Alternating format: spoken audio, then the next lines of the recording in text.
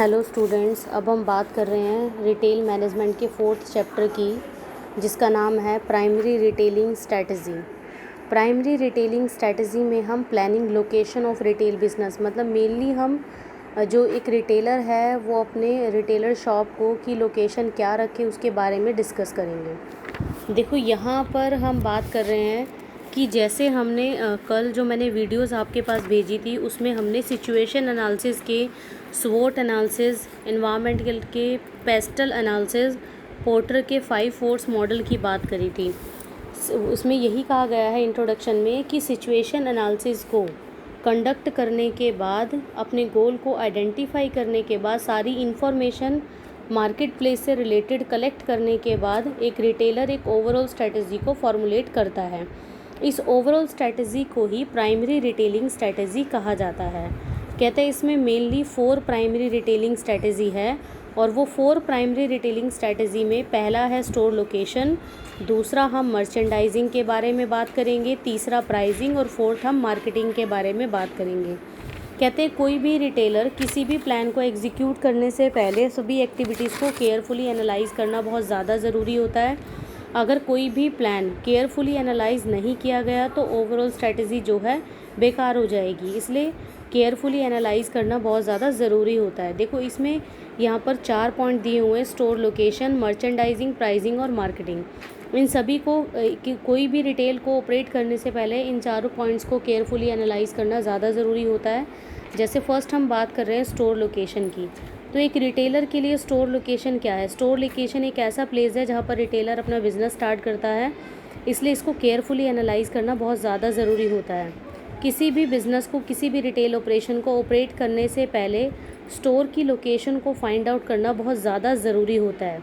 कहते हैं we have often hear the people, कि कई बार हमने लोगों के मुंह से सुना है, एक पहरा है जिसका नाम है मौके की दुकान। वो कहते हैं ना, हमें तो यार मौके की दुकान मिल गई।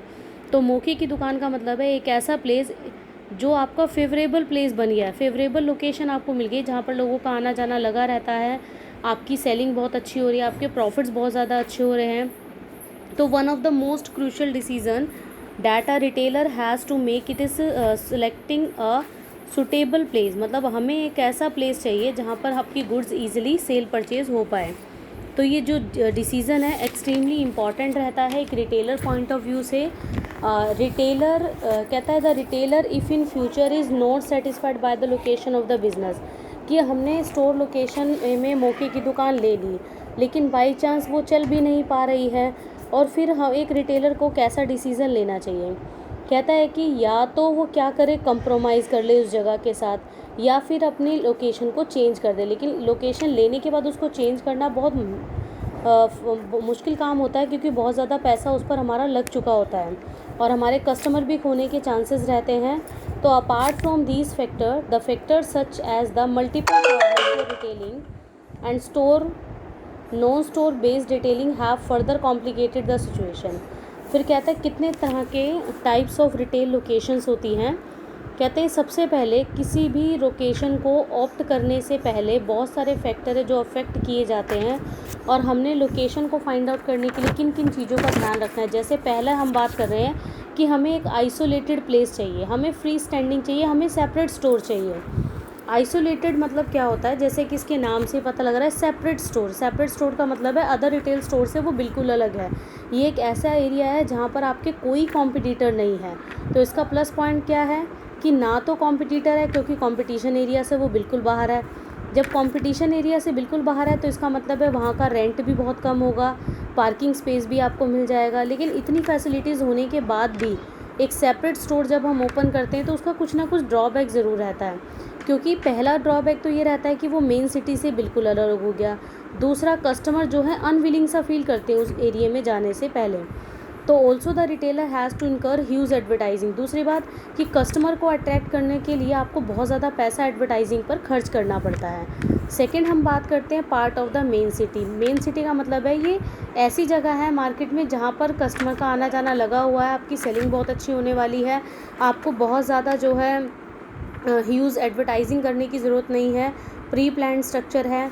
इसमें कुछ शॉप्स तो पुरानी होती है और कुछ नहीं होती है। इसका प्लस पॉइंट ये रहता है कि ये मार्केट प्लेस के बिल्कुल बीचों बीच है, तो बहुत ज़्यादा आपको एडवर्टाइजिंग कैंपेन करवाने की ज़रूरत नहीं होती।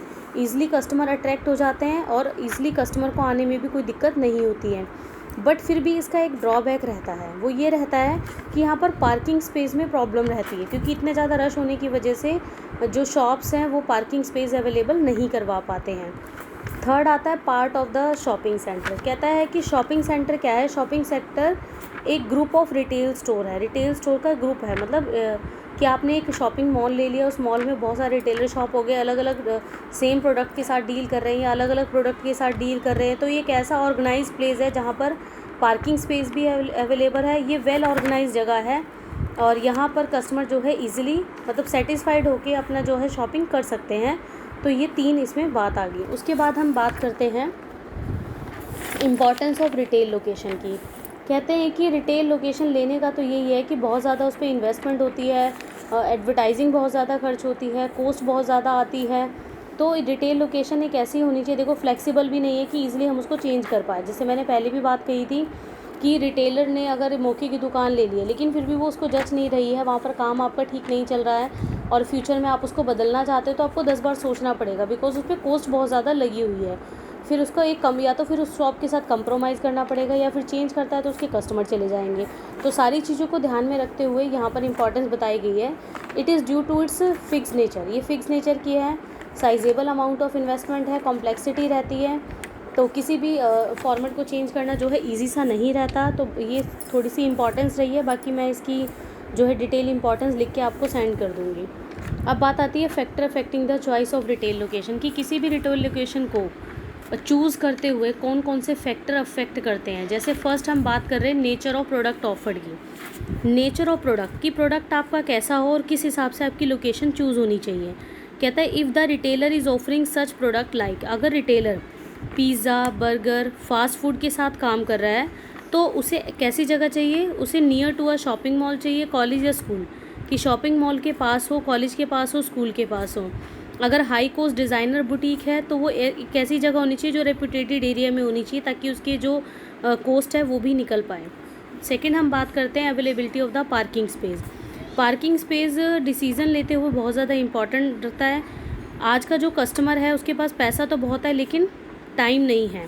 पैसा बहुत है, टाइम नहीं है, इसलिए वो अपनी ही व्हीकल में जाना प्रॉपर पसंद करता है। और अगर पार्किंग की फैसिलिटीज़ उसको मिल जाती है तो कस्टमर अपनी शॉपिंग को इंजॉय करता है। नेक्स्ट हम बात करते हैं local law, rules and regulation. देखो इंडिया जैसी कंट्री में बहुत सारे वैरायटी ऑफ पीपल्स हैं जो अलग अलग जगह पर रहते हैं। उनकी अपनी अलग अलग परसेप्शंस होती हैं और अलग अलग लॉज हर एक एरिया में डिफरेंट होते हैं। तो रिटेलर को अपना कोई रिटेल ऑपरेट करने से पहले उस जगह के लॉ, रूल्स और रेगुलेशन जो हो फॉलो करने चाहिए। प्रॉपर अथॉरिटीज़ लेनी चाहिए कि भी क्या क्या प्रोडक्ट आप यहाँ पर सेल कर सकते हो।